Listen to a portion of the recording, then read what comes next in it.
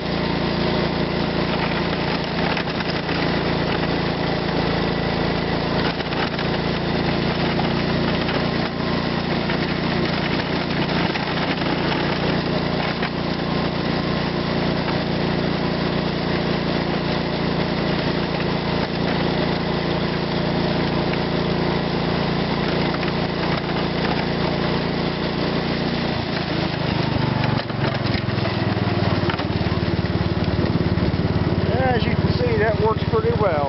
Again, thanks for staying with me, guys. Be sure to subscribe to my channel. Stay safe and stay warm.